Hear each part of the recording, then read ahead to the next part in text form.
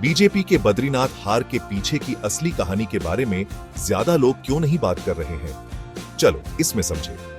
हाल ही में हुए उपचुनाव के नतीजों पर खूब चर्चा हो रही है, लेकिन ये सारी चर्चाएं सच्चाई पर आधारित नहीं है।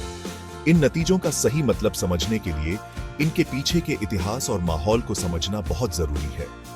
हाल ही में बीजेपी बद्रीनाथ के उपचुनाव में हार गई। इससे पार्टी की स्थिति और उसके समर्थन को लेकर कई तरह की अटकलें और कयास लगाए जा रहे हैं। कुछ लोग कह रहे हैं कि इसका मतलब है कि हिंदू बीजेपी को नकार रहे हैं और पार्टी भगवान विष्णु का समर्थन खो रही है।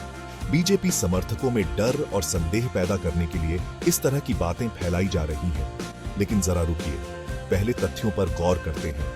हमें सच्चाई और अफवाहों के बीच अंतर समझना होगा और यह जानना होगा कि असल में हो क्या रहा है। बद्रीनाथ कभी भी बीजेपी का गढ़ नहीं रहा।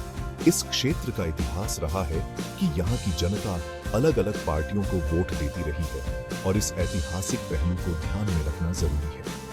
2012 में कांग्रेस के राजेंद्र भंडारी ने यहाँ से जीत हासिल की थी। यह जीत बहुत महत्वपूर्ण थी और इसने इस क्षेत्र में आगे की राजनीतिक लड़ाई की नींव रखी। 2017 में बीजेपी के महेंद्र भट्ट ने यह सीट जीती। इस जीत को बीजेपी के लिए एक बड़ी उपलब्धि माना गया, लेकिन इसका मतलब यह नहीं था कि वोटरों का रुझान हमेशा के लिए बदल गया है। लेकिन 2022 में कांग्रेस के राजेंद्र सिंह भंडारी ने फिर से जीत हासिल की। इन दोनों पार्टियों के बीच यह उतार चढ़ाव इस बात को दर्शाता है कि यह मुकाबला कितना बड़ा है।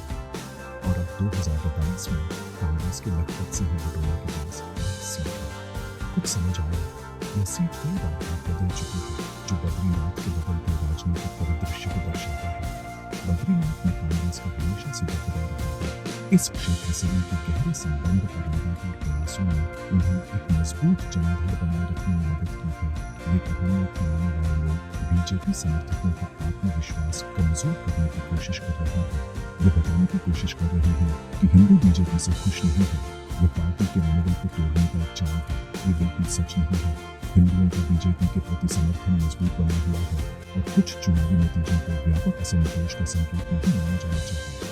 वे इन कहानियों का इस्तेमाल लोगों के मन में शक पैदा करने के लिए कर रहे हैं। झूठी खबरें फैलाकर उनका मकसद बीजेपी समर्थकों के बीच एकता और विश्वास को तोड़ना है।